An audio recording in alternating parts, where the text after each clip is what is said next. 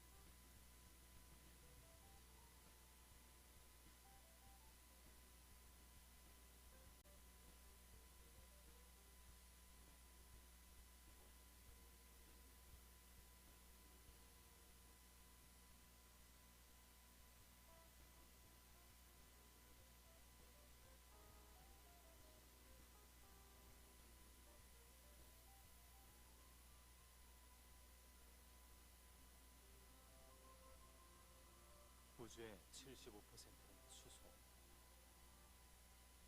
인류는 한 번도 쓰지 않았던 수소 에너지를 이용하기 시작합니다. 인류의 시작과 기사와 탄소 에너지. 탄소 중심의 에너지는 태양과 풍력의 재생 에너지를 거쳐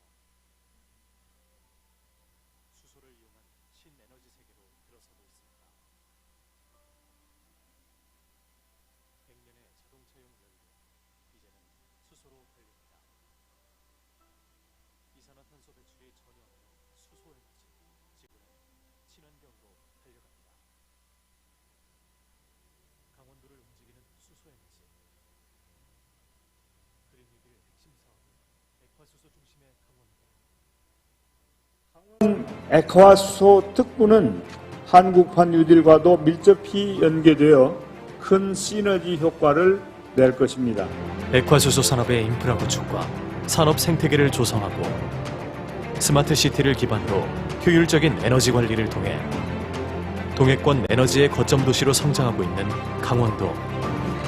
강원은 해외에서도 시작 단계인 액화수소 실증 사업을 국내 최초로 허용을 하게 되는 것이고요.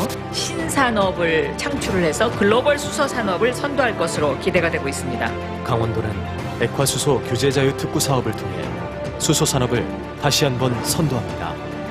강원도는 액화수소 제조와 이를 저장하여 원거리를 이동할 수 있는 액화수소 제조, 저장, 운송, 실증을 합니다. 국내 1호 액화수소 충전소와 이동형 충전소로 드론과 선박에 수소를 공급할 계획입니다. 동해안의 어선급 소형 선박과 산불을 감시할 수 있는 드론을 액화수소로 운전하여 어민의 환경 제고와 재난을 감시할 것입니다. 한 번 충전으로 1만 킬로미터를 갈 수 있는 대륙간 수소열차와 지상교통 혼잡의 새로운 대안으로 떠오르는 드론 택시, 해외에서 수소 수입을 위한 수소항만 등 액화수소가 땅과 하늘, 바다를 연결하는 세상, 기후 변화이기에 유일한 해답, 액화수소. 액화수소, 하늘길, 바닷길, 대륙길을 열다. 액화수소 및 수소안전으로 본 강원도의 미래를 2020 강원 그린 뉴딜 국제수소 포럼에서 만나보세요. 네, 멋진 We've just started the opening ceremony of 2020 Gangwon Green New Deal International Hydrogen Forum with a great video. First of all, I'd like to introduce myself. My name is Jang Sun-young, and I'll be moderating this meaningful forum and its opening ceremony. We are opening the International Hydrogen Forum with a great weather. We've just entered into the last month of this year, December, and we all know that we've just passed the fall, which is the season of a great harvest, and it's a great honor for me to be here with you today. And as we all know, today's forum actually will be a great opportunity for us to experience the future of Gangwon Province and as well as the future of the nation with the liquefied hydrogen. A simultaneous interpretation will be provided throughout the session, and those who are joining us online may enjoy the forum through interpretation service. And also, I'd like to inform those who are here of the interpretation service. And also, it's very important for us to comply with the quarantine measures. So I'd like to kindly ask you to wear the masks throughout the event. Today's opening ceremony will be composed of opening remarks, congratulatory remarks, the vision declaration, and digital signing ceremony. Let us get started with the 2020 Gangwon Green New Deal International Hydrogen Forum with its opening ceremony. First of all, I'd like to introduce the guests who are here with us today despite their busy schedules. Please welcome them as I introduce each and every one of the guests. First, I'd like to introduce Governor Choi Moon-soon of Gangwon Province. We have Mayor Kim Sang-yong of the Gangwon Provincial Council. We have Vice President Yoon Jung-hee of Gangwon National University.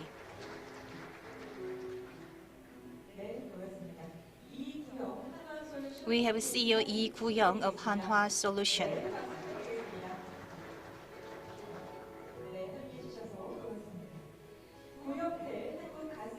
Let me introduce CEO Go Young-tae of Korea Gas Technology Corporation. Thank you. Let me introduce President Kang Byung-yoon of Research Institute of Medium and Small Shipbuilding. Let me introduce Dr. Svein Grander, Director of Seoul Office of Innovation, Norway. Please welcome him with a big round of applause. Thank you very much. I'd like to extend my apology for not being able to introduce each and one of guests who are here with us today due to a time constraint. I would like to take this opportunity to extend my appreciation to all of you who are joining us today, both online and offline. I'd like to invite President Kim Seong-in of Gangwon Technopark for his opening remark. Please welcome him with a big round of applause.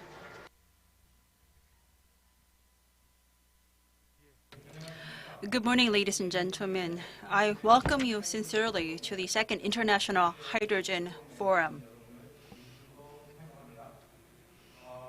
I would like to thank our distinguished guests, starting with our, including, first of all, the dear Governor of Gangwon Province, Governor Moon-sun Choi, who has been supporting this forum and also has been pitching for Gangwon Province's hydrogen business at the Presidential Office, the Blue House. I also would like to thank President Young Tae-go of Korea Gas Technology, also President Byung-yoon Kang of the Research Institute of Medium and Small Shipbuilding, Professor Byung-soo Kim of Busan University. Also, I would like to thank the head of Hanwha Solutions, Gu-young Lee, who will be making Gangwon the center of the hydrogen industry in Korea. I also would like to thank Mr. Won-sang Lee of Hyundai-Rotem, who will be speaking today about hydrogen trains. Also, I would like to thank Dr. Svein Grander, Director of Innovation Norway, for attending this international forum. I also would like to sincerely thank Mayor of Samcheok City, Yang-ho Kim, for providing us such a wonderful venue. This is the second International Hydrogen Forum. The first forum was last year. Looking back at last year's forum, we started a forum on hydrogen, even though Gangwon Province itself did not have any existing hydrogen infrastructure. It was driven by the will of our governor, and now we have created an hydrogen ecosystem in Gangwon Province, which was previously more famous for its potatoes. Now Gangwon Province is becoming the center of liquid hydrogen. Especially last July, we were selected as a free regulation zone or regulation-free zone for liquid hydrogen, which has opened the door for Gangwon Province being a test bed to prove the liquid hydrogen ecosystem. Unfortunately, last year we had 1,300 people. Unfortunately, this year, due to COVID-19, we have had to convert this forum mainly online. We had to reduce the number of in-person audiences. Also, many of our speakers, foreign speakers, were not able to attend due to travel restrictions. Despite all of these difficulties, we were able to still organize an international forum on hydrogen this year. We have a very core speaker list, and I am sure that everyone attending this forum today will be the key people to push and pull Gangwon Province efforts to develop its liquid hydrogen forum. Hopefully, next time this year, COVID-19 will be in the past, and we will be able to host the next International Hydrogen Forum with all of the participants actually experiencing the liquid hydrogen production, storage, distribution system, and actually riding on hydrogen-driven vessels, trains, and taxis. Thank you. Please give a big round of applause. Thank you, President Kim Seong-in of Gangwon Technopark. He just delivered a great opening remarks, and while listening to his opening remark, I was kind of touched because I just realized there must have been a lot of efforts made by the organizing committee, including Governor Choi Moon-soon, to make today's forum possible. And we've gathered here both online and offline to congratulate the bright future of Gangwon Province with its liquid hydrogen. And we have received a lot of congratulatory video messages from those who couldn't join today's forum offline. Let us take a listen to the video message sent by Honorable MP Lee Cheol-gyu. Good morning, ladies and gentlemen. My name is Lee Cheol-gyu, and I am the MP representing Donghae, Taebaek, Samcheok, and Cheongsan constituency. First of all, I'd like to extend my congratulations on 2020 Gangwon Green New Deal International Hydrogen Forum. It's regrettable that I cannot join the forum, which is hosted in Samcheok, a city with great natural tourist attractions, owing to unavoidable engagement in the National Assembly. However, I'd like to offer my congratulations, and also I offer my appreciation to all the parties concerned for preparing this significant event. Gangwon Province is establishing itself as a hub of the Korean hydrogen industry centering around Samcheok and Donghae. On July 6th, it was designated as a special zone for liquid hydrogen industry with free regulation and transforms itself into a hydrogen-based energy city. As the theme of today's forum, liquid hydrogen, opening the gate of sky, railway, and sea implies, I wish Gangwon Province will even become a global hub of liquid hydrogen industry, which is a new growth engine for our future. I hope you all will have a productive discussion on liquid hydrogen technology, the energy source with limitless potentials, and produce fruitful results today. I also will do my best to support the industry in the National Assembly. Last but not least, I'd like to extend my appreciation to Governor Choi Moon-soon and all the parties concerned who made this meaningful forum possible. Let me congratulate the 2020 Gangwon Green New Deal International Hydrogen Forum once again. Thank you very much. Yes, please thank the National Assembly member with a warm round of applause. Gangwon is trying to become the center of hydrogen industry, not only in Korea, but also the world. And I am also cheering for that vision to come true. Our next congratulatory address is by National Assembly member Seong-in Kim. Good morning. I am National Assembly member Seong-in Kim and head of the Green New Deal activities for the ruling Democratic Party. I sincerely congratulate the 2020 Gangwon Green New Deal International Hydrogen Forum. As all of you will know, the world is in the process of a long-term transition away from the Industrial Revolution based on oil and coal and towards a green revolution, towards renewable energy and green hydrogen. Reducing our dependence on oil and gas is not an easy process, but this is an essential task. Renewable energy is a good alternative, but renewable energy has a sporadic nature, and so when there is surplus energy generated, this needs to be stored using either ESS or green hydrogen. Once stored, this energy can be used in various applications. It can be used to drive cars, generate electricity, and also for other transportation vehicles. So this versatility also means that there is a huge potential for such hydrogen. For transportation, hydrogen needs to be liquefied, and this is not an easy process. The gas then may be converted directly into liquid hydrogen or could be converted into ammonia for transportation.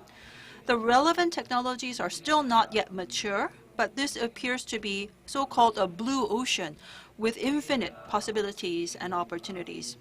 I hope today's forum will contribute to the world's transition to renewable and green hydrogen energy so that human civilization may continue to achieve new heights. Thank you. Please give a big round of applause. Thank you very much for your heartwarming and congratulatory remark. I believe that we are on the same boat and we are heading toward a bright future, which will be enabled by hydrogen, the liquid hydrogen. And also, we have a video message from Honorable MP Kwon Song-dong, and I'll read out his congratulatory remark for him. Good morning, ladies and gentlemen. I'd like to welcome you all to 2020 Gangwon Green New Deal International Hydrogen Forum. I am Kwon Song-dong, and I am MP of People Power Party, and I am from Gangwon City as well. I'd like to extend my congratulations on the 2020 Gangwon Green New Deal International Hydrogen Forum. And hydrogen is drawing global attention as the eco-friendliest energy and is being applied to various areas such as energy storage and transportation, fuel cell-based power generation, and energy source for FCEV. Hydrogen lies in the center of future industry, and the liquid hydrogen is the most reasonable form of hydrogen energy in terms of effective storage and transportation. Gangwon Province, after being designated in July as the first special zone in Korea for liquid hydrogen industry with regulatory freedom, has conducted demonstration projects or proving projects such as production and storage of liquid hydrogen, as well as the establishment of hydrogen refueling station. I will do my best to support Gangwon Province so it can realize its vision of a new hydrogen-based economy. And also, I believe that today's forum will be a precious opportunity for Gangwon Province to further activate its liquid hydrogen industry, thus achieving its goal of being an innovation hub for energy industry in Northeast Asia. Thank you very much. We had video as messages congratulating today's international forum. All of them were supporting our efforts.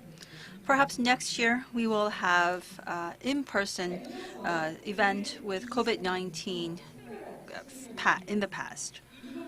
Now we will have a performance to declare the hydrogen vision that Gangwon Province has.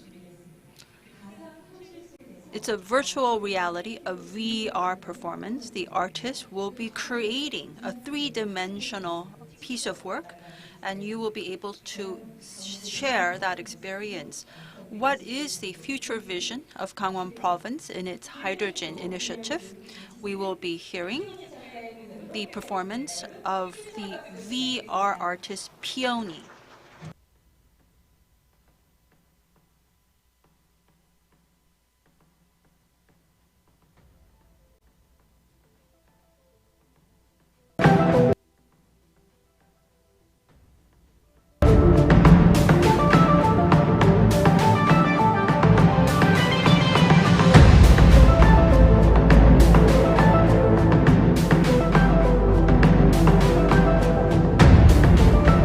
자, 이곳은 This is the east of the Korean Peninsula, Gangwon Province.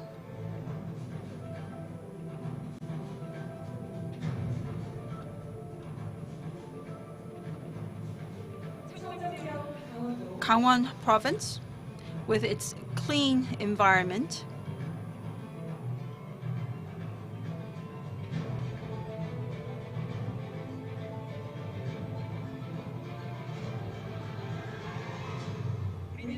Gangwon Province is creating a new renewable energy by using other renewable energy sources, wind and solar power.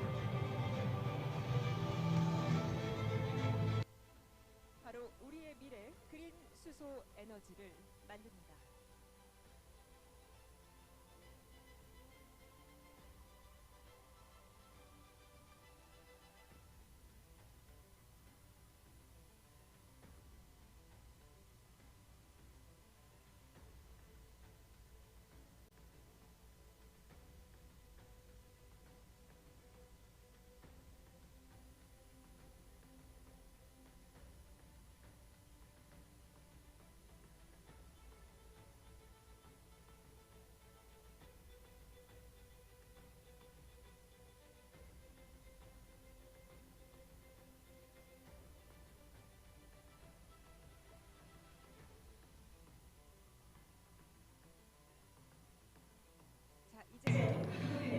Now we will move to the next space.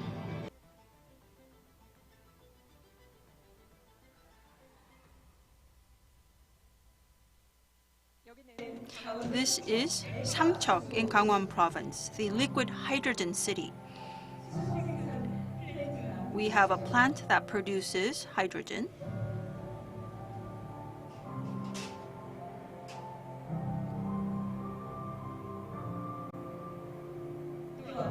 Also, this is a liquid hydrogen storage facility. This is a hydrogen-driven train that's operated.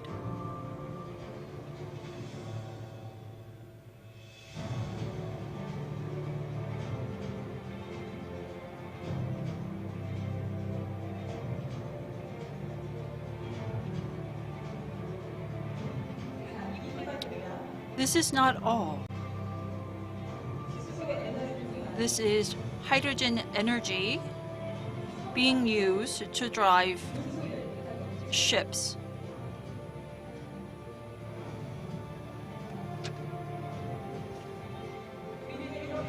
As you can see, hydrogen is being connected to mobility through Gangwon Province.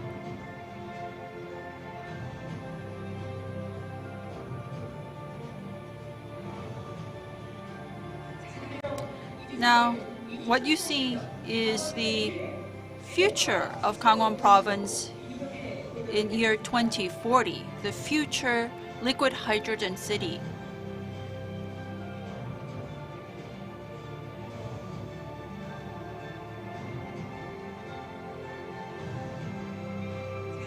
In the year 2040, in this future hydrogen city, we have hydrogen cars charging hydrogen.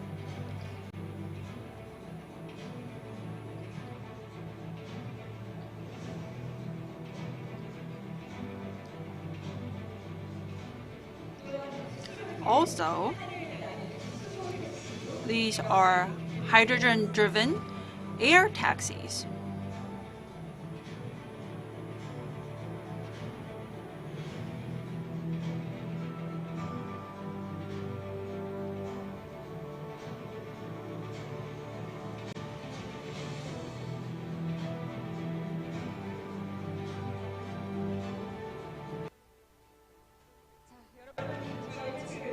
Ladies and gentlemen, as you can see, this is the vision that Gangwon Province is dreaming of becoming a future liquid hydrogen center.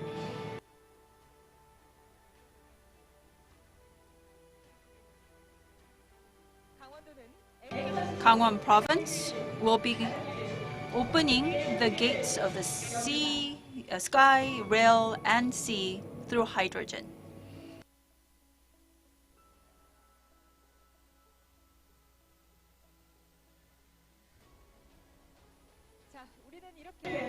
And this is how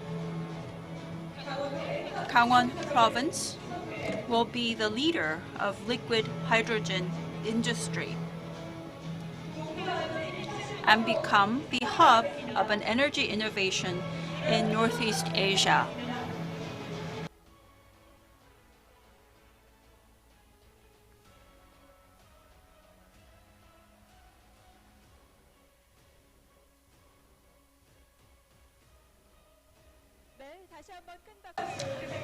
Yes. There was that surprise performance by President Seong-in Kim of Gangwon Technopark. I also would like to thank our VR artist, Peony, for that wonderful performance. We have experienced a virtual reality drawing and performance to visualize what Gangwon Province's liquid hydrogen future will be like. Liquid hydrogen and hydrogen industry is the answer to the climate crisis that we are all facing. I sincerely hope that this vision of Gangwon Province becomes a reality. Next, we will have the highlight of today's opening ceremony. As you know, last July, Gangwon Province was designated as a regulation-free zone for liquid hydrogen industry, and that opened the gate for Gangwon Province becoming the center of the liquid hydrogen industry. Today, we will have a signing ceremony between Gangwon Province and the companies and institutions that will be relocating to the regulation-free zone. We will have the digital signing ceremony. Now I'd like to invite Governor Choi Moon-soon and 6 representatives of the institutions and companies to the stage. We have CEO Kim So-young of HyReam. Please come forward to the stage. I'd like to invite the CEO Wang-gu of KANG and Vice President Im Jung-wook of Bogo Corporation, Vice President Lee Won-sung of Hyundai-Rotem, President Kang Byung-yoon of Research Institute of Medium and Small Shipbuilding, and President Go Young-tae of Korea Gas Technology Corporation, and Governor Choi Moon-soon of Gangwon Province. Gangwon Province has devoted all its strength to realize hydrogen economy and transform itself into innovation hub for hydrogen energy industry by attracting innovative companies and venture startups in the area of liquid hydrogen energy, including liquid hydrogen refueling station and demonstration. Liquid hydrogen is the only solution to climate change crisis that we are faced with, and we will proceed with the signing ceremony of the commitments made by Gangwon Province and representative companies and institutions. Let me introduce the signatories one after another and their commitments. Please give them a big round of applause. We have the commitment of HyReam industry. The commitment is to establish Gangwon Province as the starting point of the liquid hydrogen industry by establishing the first liquid hydrogen production facility here in Gangwon Province. And we have the commitment of JING, which is committed to create the hydrogen mobility refueling ecosystem through the expansion of liquid hydrogen refueling stations. And we have the commitment of a company, Bogo, to excavate and establish eco-friendly ocean transportation through the development of clean liquid hydrogen ship. And also we have the commitment of Hyundai-Rotem, which will create new form of railway using liquid hydrogen. And we have commitment of the Research Institute of Small and Medium Shipbuilding, which is committed to create the foundation for the hydrogen the energy for the oceanic and the sea transportation. And we have the Korea Gas Technology Corporation's commitment to create the oceanic transportation based on liquid hydrogen. And Gangwon Province also is making commitment to establish a liquid hydrogen industry, opening the gate of sky, railway, and sea. Now I'd like to kindly ask Governor Choi Moon-soon and the 6 representatives of institutions and companies to hold a pen and sign their commitments. I hope that the vision of liquid hydrogen opening the gate of sky, railway, and sea will be realized in near future.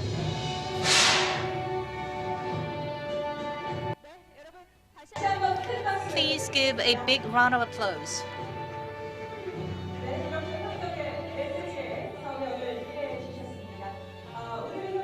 So the commitments are signed, and I am confident that the commitment that the Gangwon province and the participating companies have made today to the development of liquid hydrogen industry will bear fruitful result of new value creation for our future generation. Now we'll take a moment to take a group photo to commemorate today's ceremony. Please look at the phone. I'd like to take this opportunity once again to extend my appreciation to all the parties concerned for making today's forum and ceremony possible. We'll take another photo to commemorate the signing ceremony.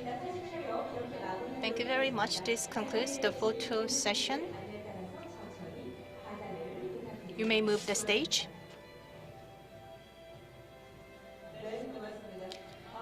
Thank you very much. With the signing ceremony, we renewed our determination to the development of a liquid hydrogen industry for our future. This is time for us to wrap up the opening ceremony of 2020 Gangwon Green New Deal International Hydrogen Forum, and I'd like to extend my appreciation to those who are joining us online.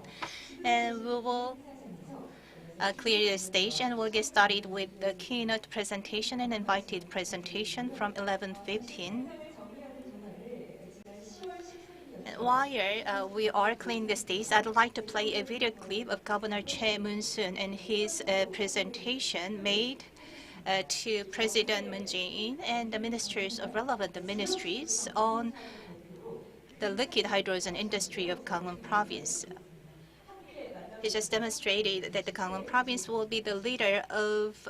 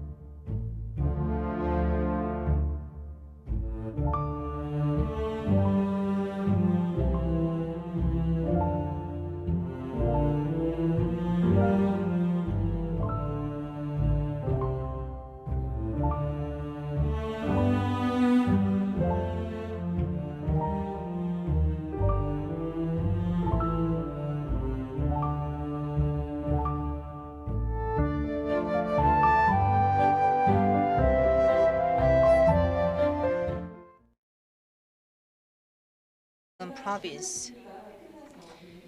We've set up the stage for the following keynote presentation and the invited presentation. We are discussing the liquid hydrogen industry for the future of Gangwon Province and the nation, and we'll go deeper.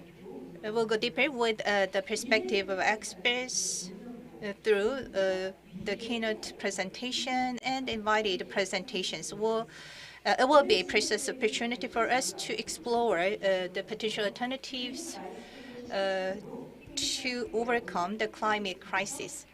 And the presentation materials can be downloaded in our official website after the event.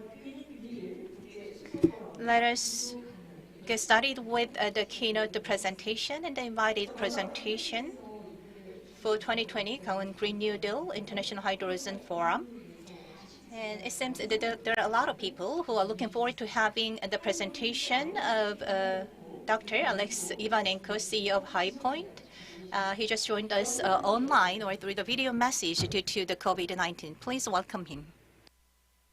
Hi, my name is Dr. Alex Ivanenko, and I'm the co-founder and CEO of HyPoint. We make zero-emission air transport possible.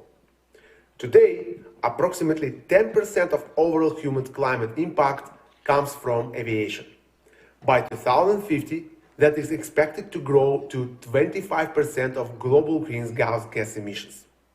So you can't solve the problem of climate change without zero-emission air transport. But the arrival of zero-emission aviation has been limited by the energy density limitation of lithium batteries. It takes 500 watt-hours per kilogram to fly a plane 600 miles, and current lithium batteries have only about 200. This is because air vehicles are more energy intensive than land vehicles, since they need additional power to lift off the ground and during the flight. At the same time, current hydrogen fuel cells can deliver the energy density needed to power air vehicles, but fall short of the specific power requirements. Modern vehicles require 1500 watts per kilogram, but existing fuel cells deliver only 600. And we solve this issue by building the next generation hydrogen fuel cells that can deliver both high specific power and high energy density, exactly what aircraft designers are looking for. Hydrogen has never been hotter. In September, Airbus announced their plan to build a hydrogen-powered electric passenger aircraft.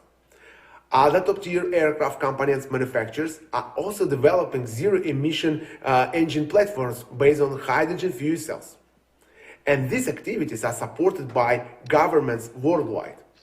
Joe Biden and Boris Johnson announced plans that includes of dollars devoted to renewable hydrogen technology innovation and zero-emission aviation. And I'm happy that HyPoint is a part of these programs. Our new generation hydrogen fuel cell system directly disrupts $1.6 trillion aviation industry. And based on expert estimates, our technology unlocks $25 billion served available market by 2030. That will grow up to $300 billion by 2050. And all that is possible because of an exceptional team. My co-founder Brian is a father of fuel cells, and he's an inventor of high-temperature membrane. My other co-founder, Sergey, spent 15 years in fuel cell research and development, and he was a member of Ginsburg Group, who was a Nobel Prize physicist. Myself, I'm PhD in electrochemistry, but built my career in international business development at US corporations. I've been taking projects from R&D stage to fully commercialization, exactly what I'm doing right now in HyPoint. Our key advisors have been working in deep tech, aviation, and fuel cells during their entire careers. We are leading the way in global fuel cell research, and our team is able to address any complicated question and risks. And two major risks are technological risk and competition. But as I mentioned, we are no strangers to hydrogen fuel cell technology. We have already validated key parts of our technology by developing the best-in-the-class fuel cells for drones and robots. We already built and sold solutions for real business applications grossing $500,000 last year. That product allowed us to get all necessary technologies and knowledge to develop new generation hydrogen fuel cell system specifically for air transportation needs. Sergey, please explain how it's possible to achieve so game-changing energy performance. Our new development is based on our inventions that covered by 7 years of R&D. Our new catalyst and lightweight bipolar plate provide increase in power output and weight reduction. We are using high temperature membrane instead of low temperature, which increases the efficiency of a cooling system by at least 3 times. But the core innovation is the new system architecture, turbo air-cooled system that efficiently utilizes compressed air for both cooling and oxygen supply. That allows to exclude commonly used a liquid cooling system, decreasing the weight of the heaviest part of a power unit by 6 times. Our lead is secured by 15 patents and know-hows.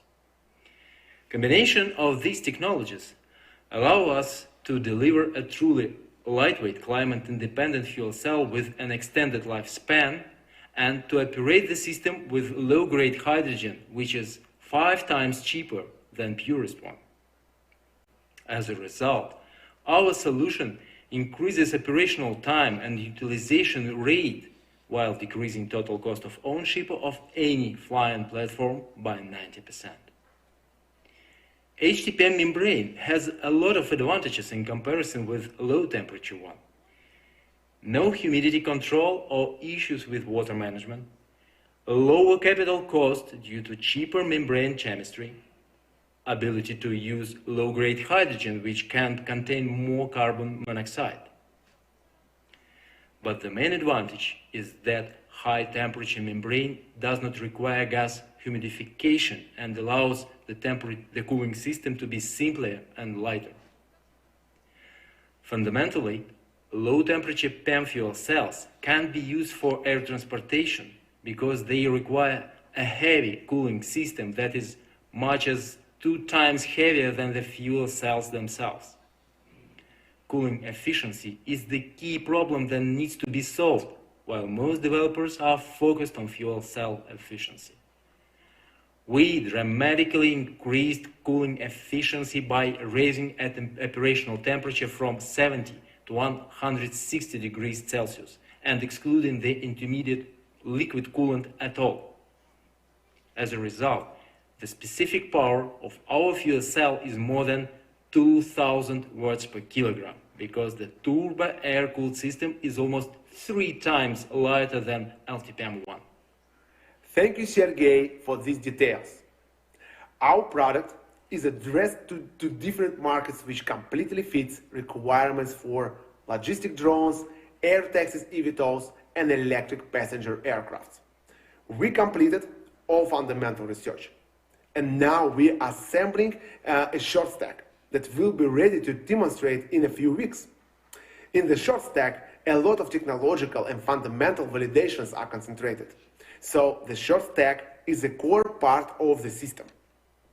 Based on our agreements with customers, after the successful short stack, we will build a 15 kilowatts model.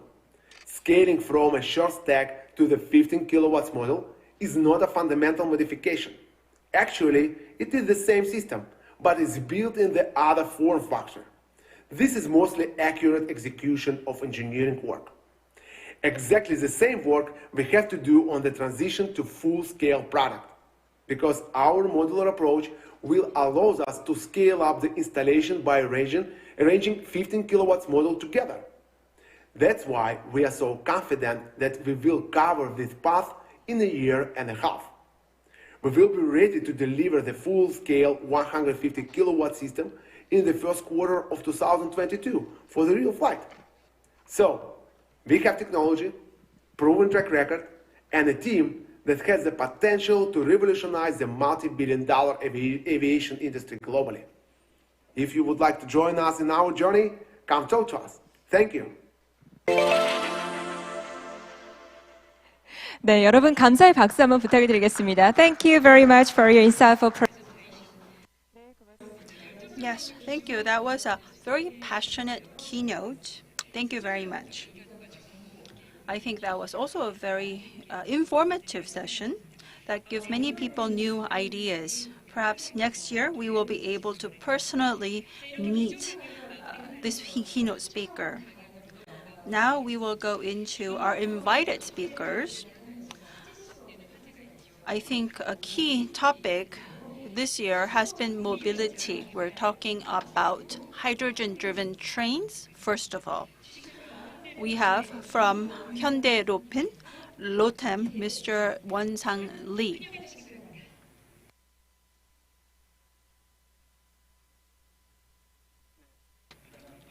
Yes, good morning, ladies and gentlemen. My name is Won-sang Lee of Hyundai-Rotem.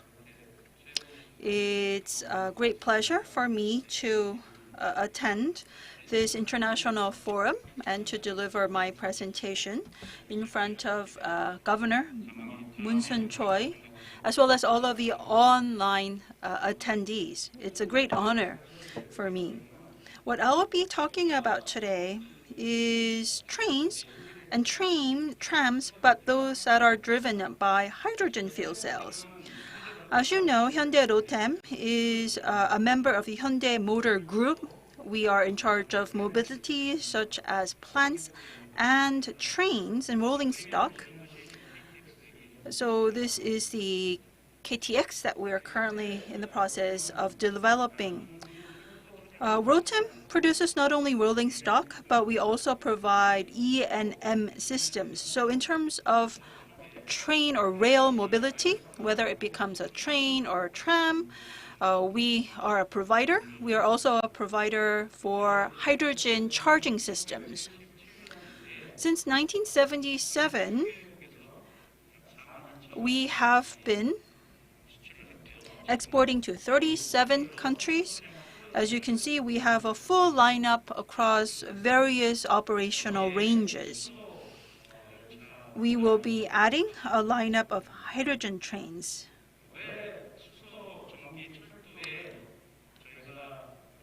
Why is Hyundai-Rotem interested in hydrogen trains and trams? As you know, these hydrogen-driven electric trains are very safe, eco-friendly, and also economic. Especially these low bed or low platform trains are easily accessible by everyone. Also, trains as a concept has various advantages, especially in terms of being on time. If by adding the advantages of hydrogen fuel cells, the advantages of train as a transportation platform will become even greater.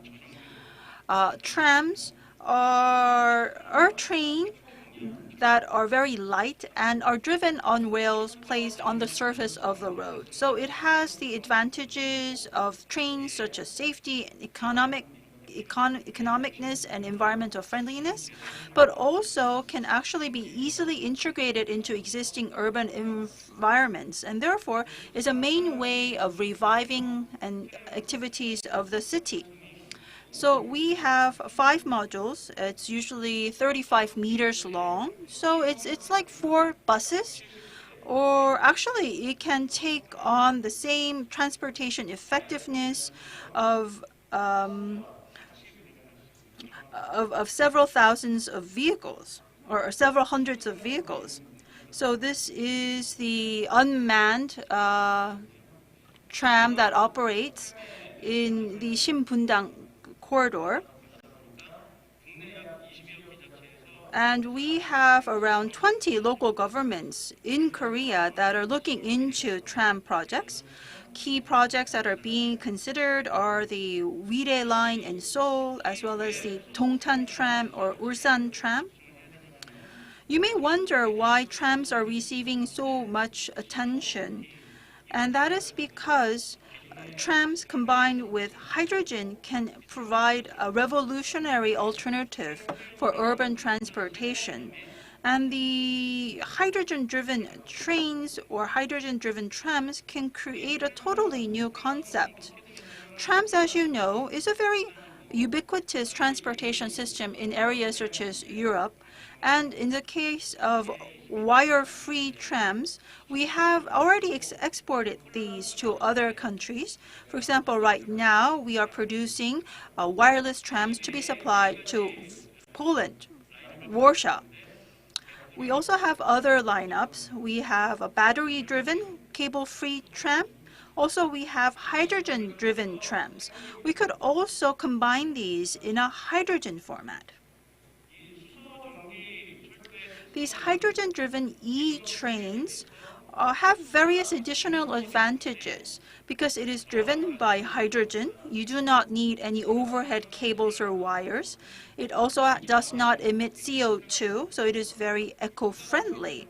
Because there are no overhead cables, it is cable or wire free, so it is also better in terms of urban aesthetics. Unlike diesel-driven engines,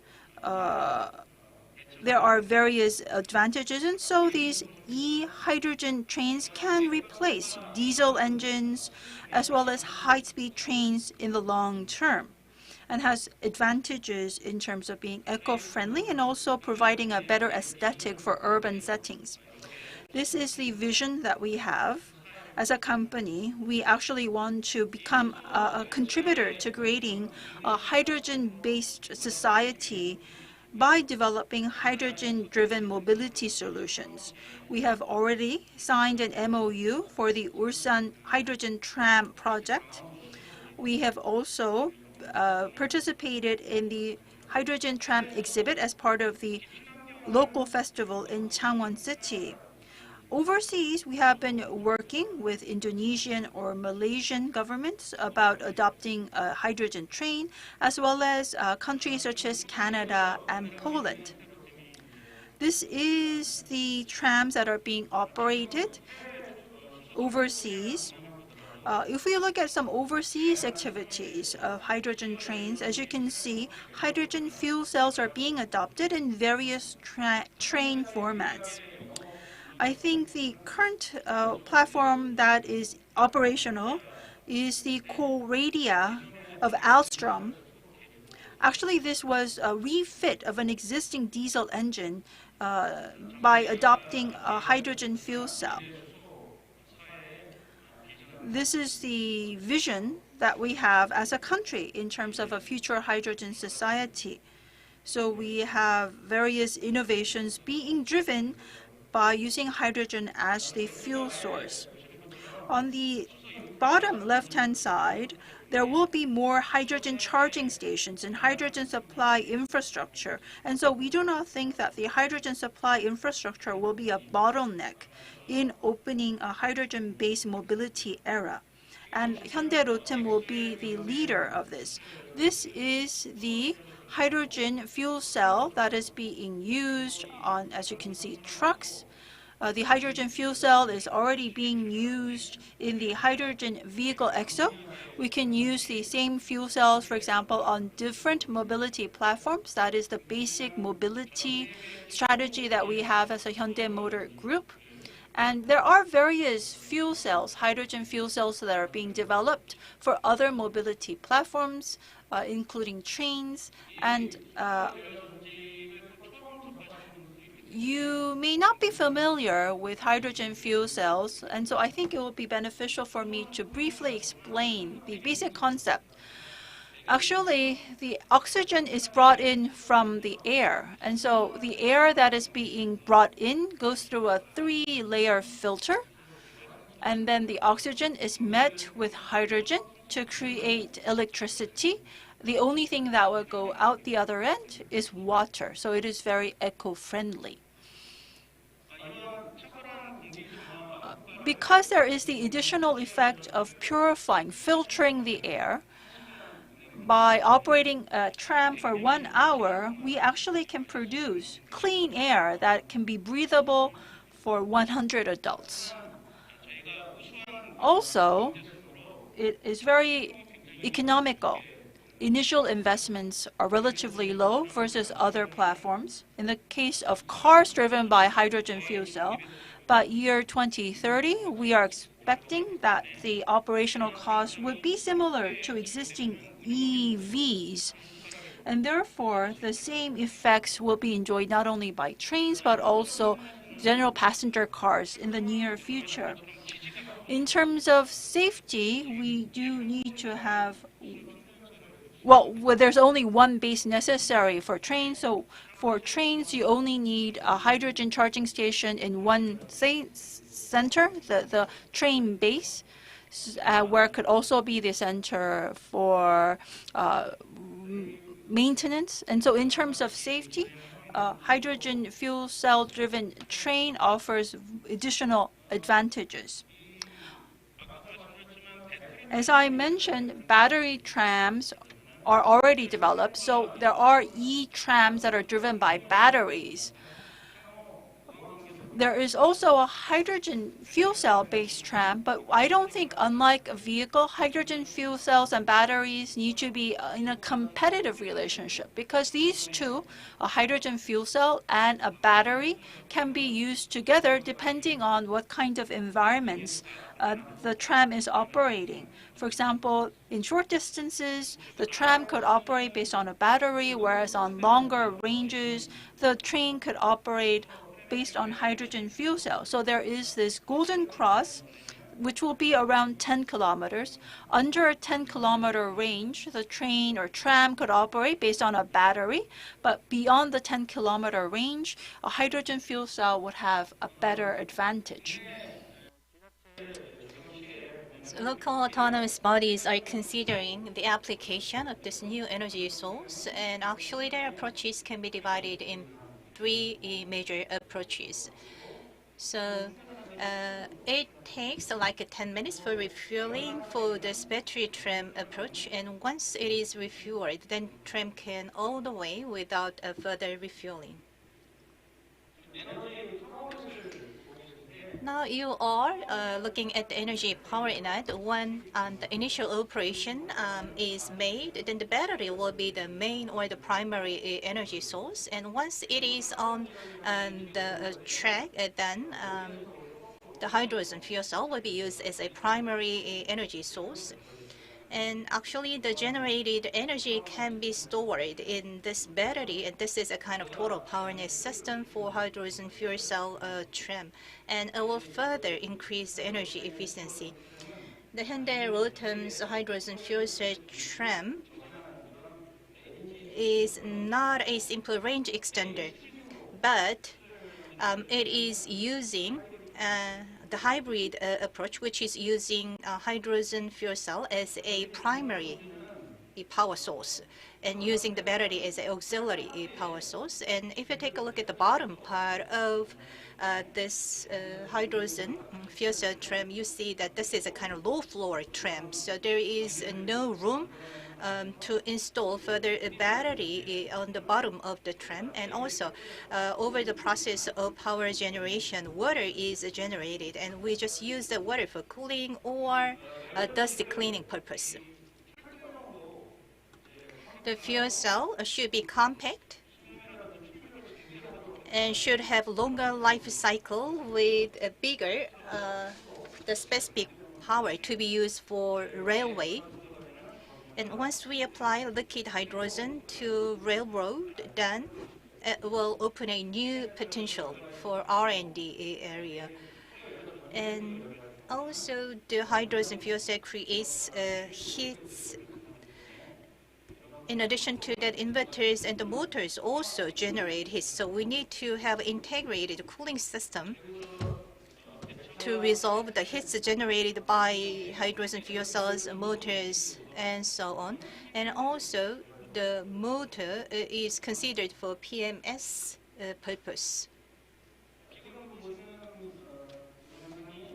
Now you are taking a look at the video clip of demonstration project conducted in Changwon plant by Hyundai-Rotem. In the past, we've succeeded in developing an 15-hour curved rain operation capacity,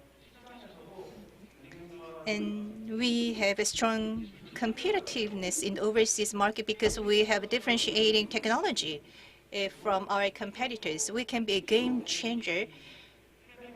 And in the case of hydrogen fuel cell tram mobility, the general public is using this new type of transportation.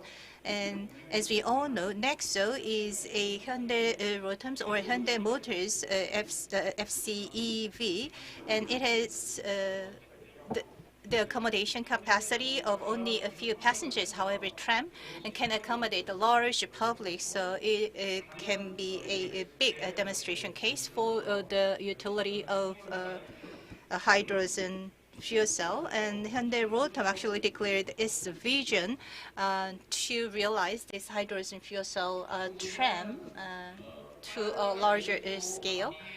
You can see the red LED light on the wheels of the tram. We all know that the tram has 4 wheels, so actually we can make it. To get some insight on how Gangwon Province may achieve this vision more effectively so that Gangwon Province becomes the center of liquid hydrogen in the future. Usually the keynote gets longer than the schedule so that the panel discussion is then put under a lot of time pressure.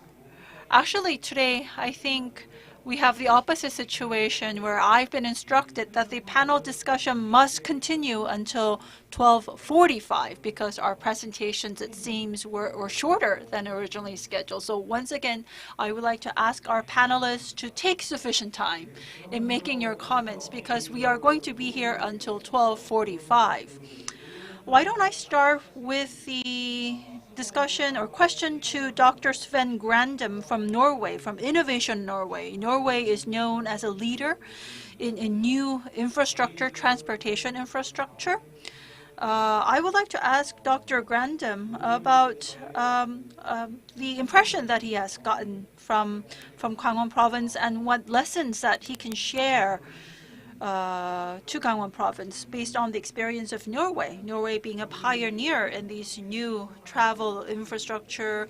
So can you share with us what is the current address of the hydrogen industry in Norway and what kind of plans does Norway have? Dr. Grandem? That kind introduction, and ladies and gentlemen, first of all, thank you so much for inviting me to attend this forum, to the Gangwon Province and Governor Choi, and also the organizer of the forum. Thank you so much for that.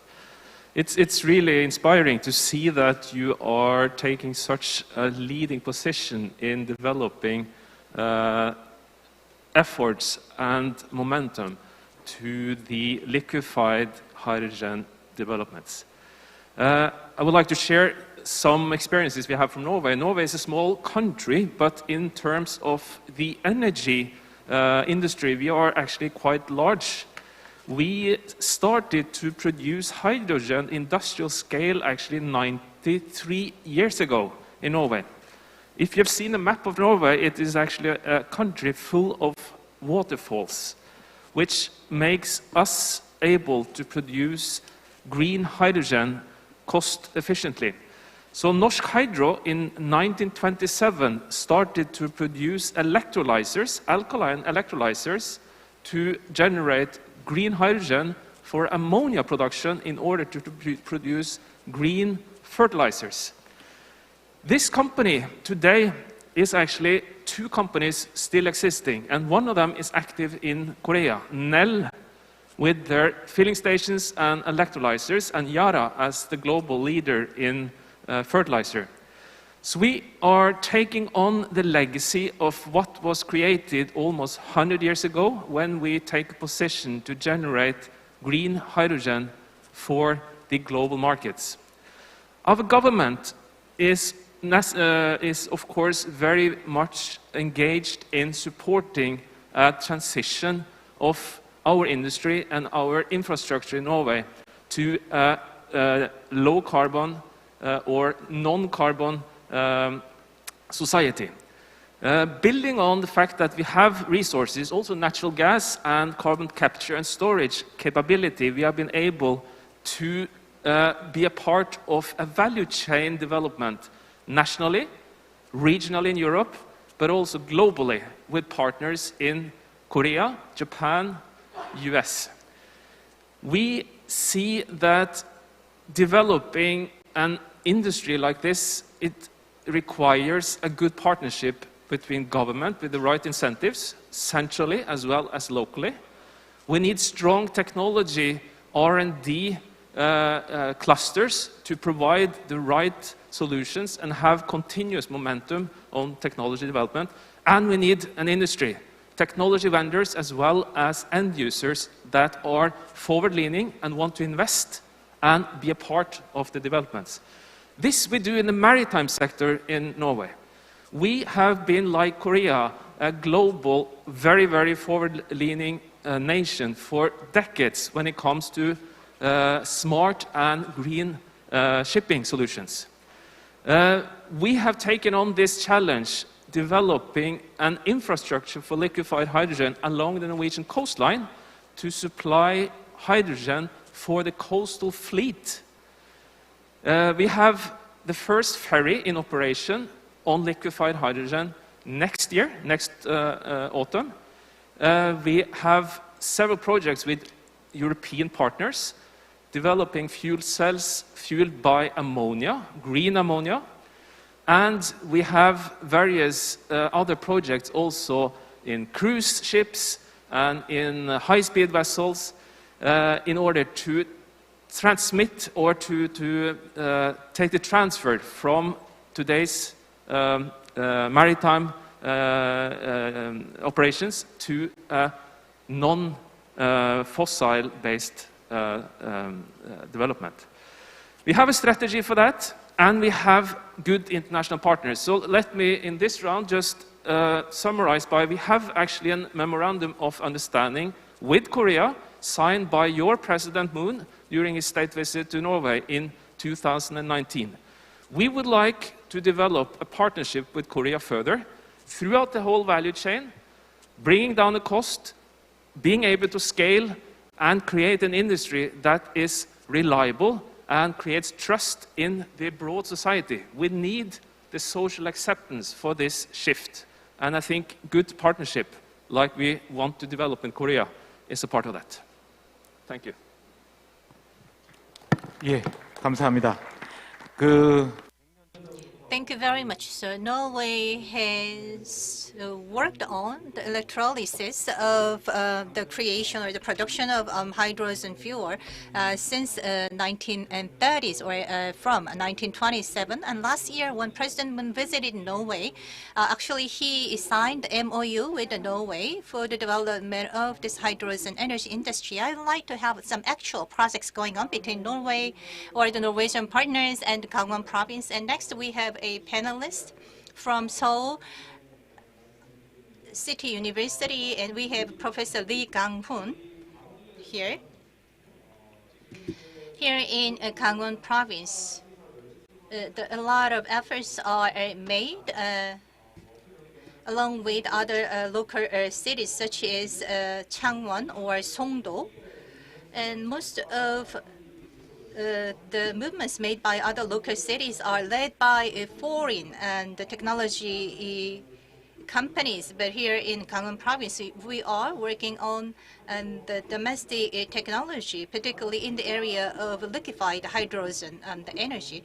So in Gangwon province, a lot of efforts are made to establish a small-scale liquefied hydrogen production facility and related plant design. So could you please come up with any opinion on what's going on here in Gangwon province in the field of liquefied hydrogen energy?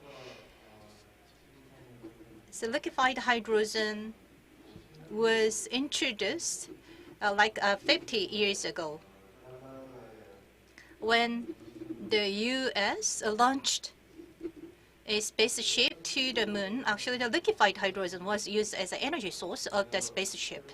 So there's nothing new about the liquefied hydrogen. But what is new is how we can commercialize this new energy source of liquefied hydrogen. In the past, the liquefied hydrogen was used only for aerospace area, for spaceships. But currently, we are talking about the commercialization of liquefied hydrogen, which can be utilized as energy source for our daily lives. And we are in the infant stage of commercialization of the liquefied hydrogen. And I believe the governor chairman soon is opening the gate to this new energy source of liquefied hydrogen, the energy. And I believe that there are certain roles to be played by central government and the local government, and also there are required roles and the actions to the research institutions and the relevant companies. Since Gangwon province is opening its gate to this liquefied hydrogen and energy source, the relevant and the parties concerned should do their roles. So Gangwon province can lead the companies in the field toward the desirable direction, and the R&D centers or the research institutes also need to play along. I don't think Korea Aerospace Research Institute can do all the R&D work on its own. Rather, it should play a role of center of this hydrogen energy R&D while collaborating with the relevant the researchers and the professionals in the field. And I welcome the movement of Gangwon province, and I expect the Gangwon province will be the center or the hub of this new energy source of liquefied hydrogen. Thank you very much.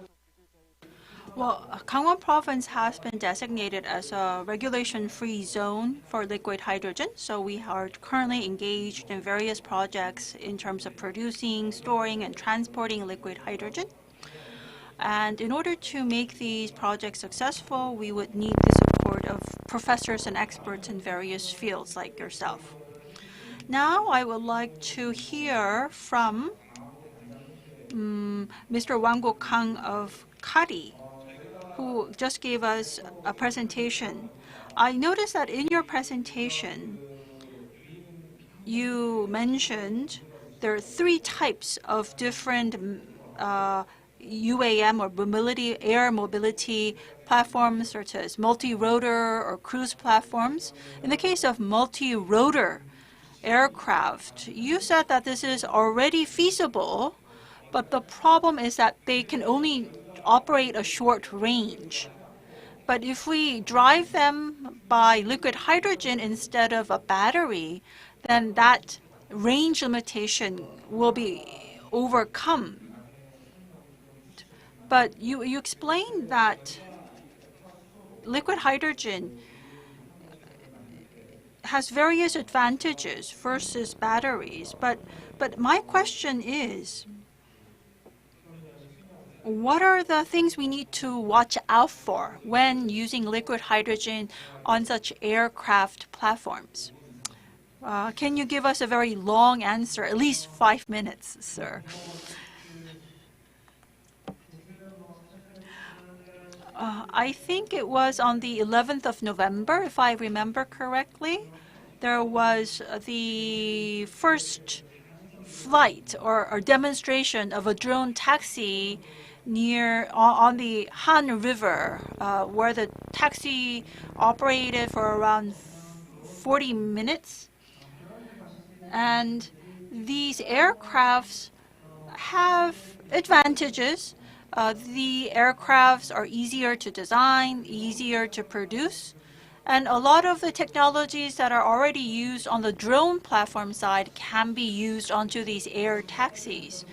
But there are also some restrictions. They can only drive a short range.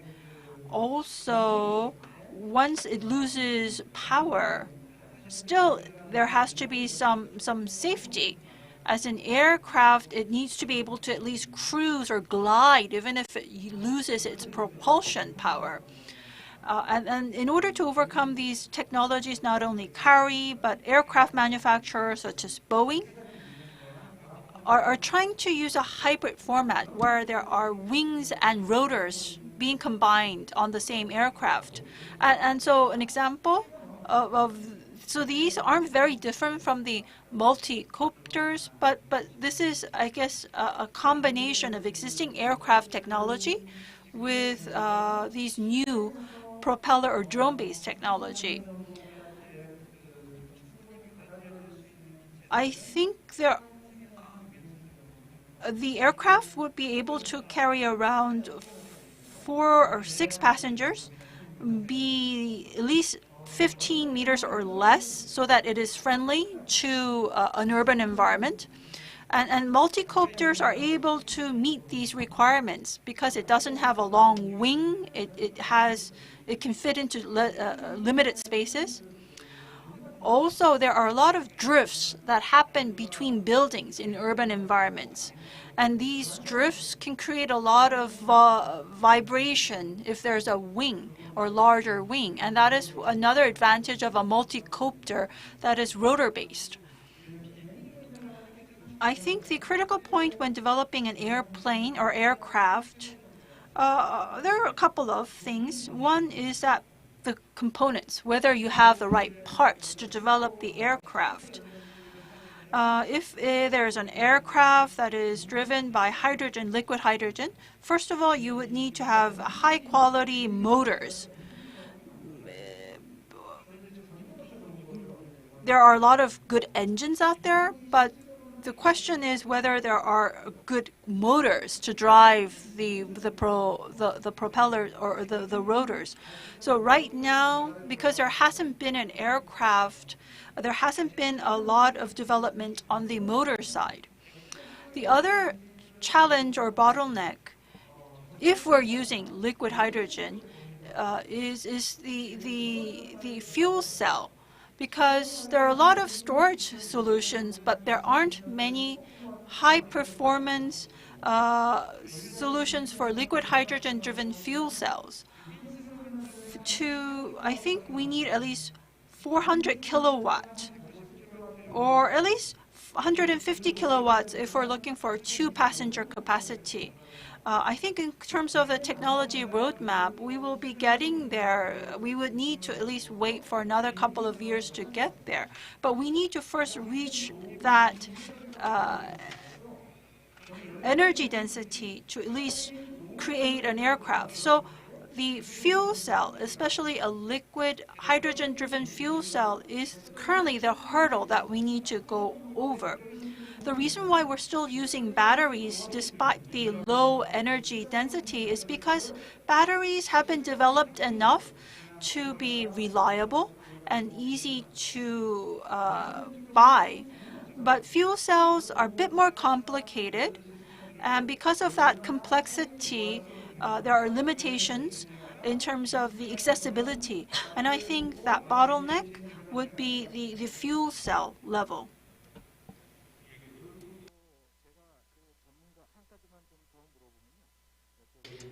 Let me ask a follow-up question. So in the case of battery, it was mentioned that the battery capacity actually hinders the long-distance operation of the UAM or drones. So some ignorant people may say that we can add more batteries to the drones or the UAM, so they can fly longer. But the thing is that there is a limited load capacity of the drones. So when we study this aerospace, what we learn first is this kind of the capacity limit of drones or flying objects or aircrafts. So if we just enable a unmanned flying object or aircraft, then we can load more batteries. So it seems that there are certain limitations in increasing the flight range with the addition of more batteries. So I believe that we haven't reached the stage where we have feasible the battery with sufficient battery capacity, and it's going to take another 10 to 20 years to achieve such a level. And when it comes to the area of fuel cell, we have addressed a lot of issues in terms of scientific, the concept of efficiency. So, but the thing is that we haven't actually commercialized such kind of the fuel cell. in the market, and that's the kind of task ahead of us. Next, I have a question to our keynote speaker, Mr. Alex. He originally planned of attending personally our panel, but he was not able to travel due to COVID-19, but we were able to record his answer. We gave him our question in advance and received a recording of his answer. My first question is about the hydrogen fuel cell that they're developing, which is currently gas-based. As you know, Gangwon province is focusing on liquid hydrogen rather than gas form. And so I asked whether there is a possibility of developing fuel cells that are liquid hydrogen based. And let's hear his answer, which is a video. Stephen, thank you very much for that question. Actually, liquid hydrogen is a very promising fuel for any, not only for UAM, but also for any flying platform. And I would say that for air transportation market at all, in general. And of course, I'm really happy that in Gangwon province, you have such initiatives. And definitely HyPoint is looking forward to collaborate with these companies and establish connections with them. And you know that tomorrow we are going to place a call with one of the company which is located in that province and discuss with them potential question of the potential collaboration. Thank you. 예, 그래서 그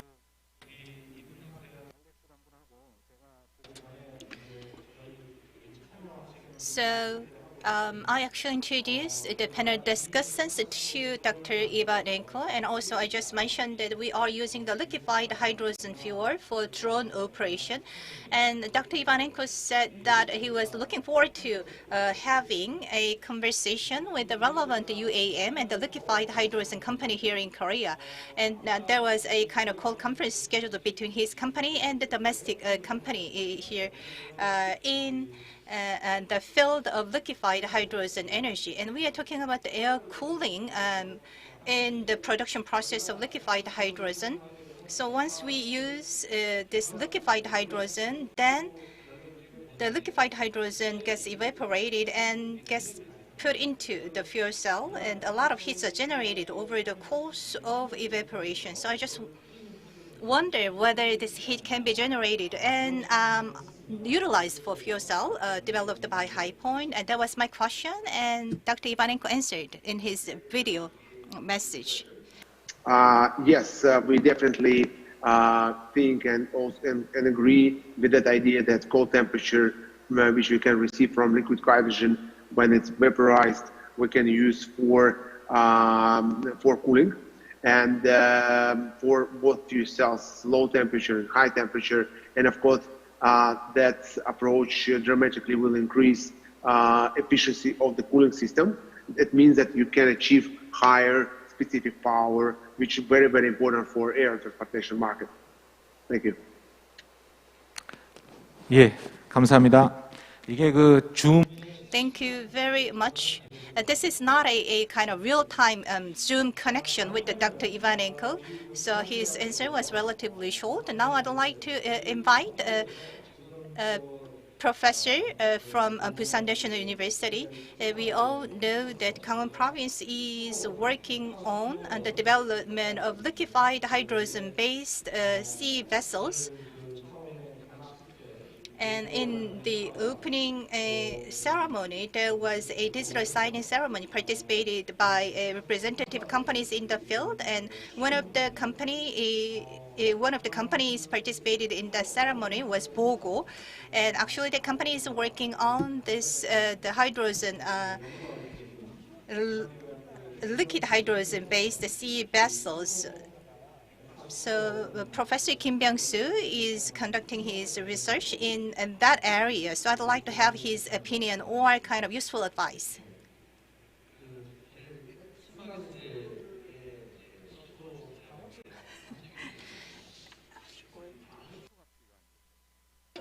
And the downside of this liquefied hydrogen energy for the sea vessel is that when we actually design this hydrogen fuel-based sea vessel, we need to actually enlarge the fuel tank size. So this high-pressure hydrogen is used for sea vessel. Then we need to refuel the hydrogen once a day, and it will be such a big inconvenience in terms of vessel operation. However, if we use liquefied hydrogen, then we can refuel it just once a week or twice a week.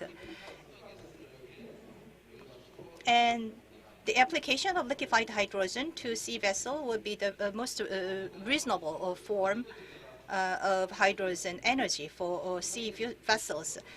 Last year, in the first International Hydrogen Forum, I also participated and made a presentation, and I also emphasized the feasibility of liquefied hydrogen for sea vessels. In the Hydrogen Research Center in my university, University of Busan the Research Center of the Busan National University, we are conducting a lot of practical R&D in the area of use cases of liquefied hydrogen. As I mentioned before, we need to actually establish kind of the energy storage tank for sea vessels, and we actually need to build a negative 253 degrees Celsius container storage for liquefied hydrogen. So we need to think about what kind of design criteria should be applied to enable such kind of storage container. And when this liquefied hydrogen is applied, we need to think about the stability of the vessels. Currently, Nexo is a FCEV to which liquefied hydrogen is used as a kind of energy source. But the liquefied hydrogen creates a lot of noises when it is used as a kind of a power source for vessels. So we are working on the improvement of the capacity as well as the performance of liquefied hydrogen, so it can be properly used for sea vessels. We also need to control the specific power created by liquefied hydrogen in order to use it to sea vessels. But the motor drive is used for this specific power control for sea vessels. We have embedded drive for the trains or cars or the buses. However, we do not have this embedded motor drives for sea vessels. Korea is a country which is leading the production of this motor drive, but we haven't actually succeeded in producing the relevant motor drives for sea vessels. And another issue that needs to be resolved is the refueling the system. So it's kind of economically not feasible for a port authority to establish a hydrogen refueling station to refuel one or two sea vessels. So we need to actually secure relevant economic feasibility. And also, it would cost a lot for sea vessels to come all the way to the port to refuel hydrogen. Currently, the Ministry of Industry is working on a project to secure relevant economic feasibility for refueling infrastructure to be installed in the port. So this is another issue to be resolved. In my research center in the Busan National University, we are working on the development of motor drive and the liquefied hydrogen storage container as well as refueling system. It seems that Nexo requires 80 kilowatt of energy density. However, 500 to 1 megawatt of energy density should be secured for sea vessels. So currently, my research center is working on the national project, particularly in terms of the improvement of energy density for sea vessels. So the project is scheduled to be completed by 2023 with investment of 440 billion Korean won. So the battery capacity improvement to 500 kilowatt and the production of motor and motor drives to the scale or the level of 2 megawatt, along with the design of storage which can accommodate minus 200 or the negative 38 degrees Celsius. Norway is a leading country in these fields. So in terms of large-scale vessels, Korea is a leading company in terms of shipbuilding and technology. However, when it comes to this liquefied hydrogen application to sea vessels, Korea is behind 10 to 15 years to Norway or other leading countries. And currently, some local autonomous bodies, such as the city of Busan or the Gyeongsang province, are working on the project on an application liquefied hydrogen to sea vessels. But the thing is that one demonstration or proving project doesn't mean much. We need to import a lot of key parts, such as the fuel storage container or motor drivers. However, the electric propulsion system should be imported from a leading foreign country. So we have a long way to go until we call ourselves as a country with an original technology in this liquefied hydrogen technology, which can be applied to sea vessels. So we need to have a larger number of proving projects, like 3 vessels or 5 vessels, and we have planned to catch up with the leading countries in 5 to 7 years. Thank you very much. Yes, thank you, Professor. We will be developing the liquid hydrogen technology, and I'm sure you have promised us several dozens of vessels that will be driven by these liquid hydrogen. My next question goes to Mr. Won-sang Lee from Hyundai-Rotem, who gave us a wonderful presentation about e-trams. My question is, when will we get a hydrogen-driven train between Gangneung and Daejin? We've been talking about 50 years, 100 years down the road, but rail, we have a history of more than 200 years. And many people talk about the 4th Industrial Revolution, but the 1st Industrial Revolution was driven by trains when you look back. It was more than 200 years ago when the 1st Industrial Revolution was enabled by trains, and we're still talking about trains in the 4th Industrial Revolution. There's a reason why we're still relying on trains. Is because trains are one-dimensional. It has a longitudinal dynamics. So the dynamics is one-directional. It just follows the guide rail. So it's number one, safe. It does not derail unless it's very exceptional cases. We're talking about autonomous vehicles, cars, but actually trains, you can actually have full autonomous operation already because it's one-dimensional operation. Also, trains are very economical. They operate on steel wheels. It has very little friction, so it has very high efficiency and economy. We're basically in an issue of energy and weight. Trains require the least level of energy to operate. Also, the resistance in terms of driving propulsion only comes at the front part of the train. All the rest of the train is free from resistance. That's why it can achieve such high efficiency and economy. Availability is also an important factor.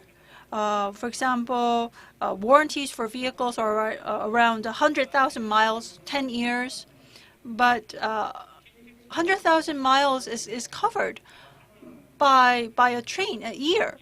So what I'm saying is that these engines and trams, they have to operate 15 hours, for example, a day, every day, 360 days. And so it requires a high level of availability. Liquid hydrogen, therefore, is, I think, more optimized for trains, because in trains, it cannot stand still for 3 hours to get recharged because it has to go into operation. So if there is a base that can supply hydrogen, liquid hydrogen to trains, then trains will probably be the most optimized platform to use liquid hydrogen as a fuel, and it will also again be the best transportation means even in the fourth industrial revolution. Currently, we are working with the fuel cell that's being used in Nexo, the hydrogen passenger car, and it is probably currently the best available, but we're currently using a air pressure of 750 bars, but we probably need to develop a platform that is more optimized for trains and not cars. We will first of all try to develop a tram. The reason why we're focusing on tram is because a lot of the tram infrastructure is already electricity driven. And also, you can for trams, you can only put fuel cells on the top, but not on the bottom, because these are low bed vehicles. Once we mass produce the trams, we will be able to probably start mass production and operation from year 2023 to cover, for example, the Gangneung to Jeojin corridor. Thank you very much. In the midst of COVID-19, we have had a lot of difficulties in holding today's International Hydrogen Forum. Until the last day of our preparation, we wondered whether it was right to hold such a large international forum in the midst of the pandemic. But actually, today's forum and the panel discussion and presentation prove that this kind of gathering is worthwhile, despite all the difficulties that we have had in organizing. So participation in today's forum is highly appreciated. And also, I'd like to ask you to further, continue to participate in and joining your hands in further developing liquefied hydrogen industry here in Korea and in Gangwon province. This concludes our panel discussion. And I would like to take a moment to take a group photo to commemorate today's occasion or event. 자, 안내에 따라서 앞쪽으로 서주시고.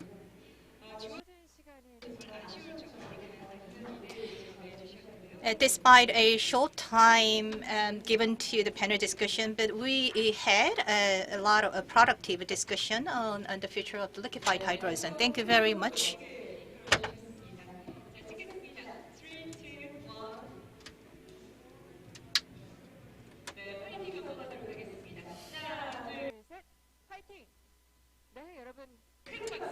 Please give a big round of applause to our presenters and the panel discussants. Thank you very much.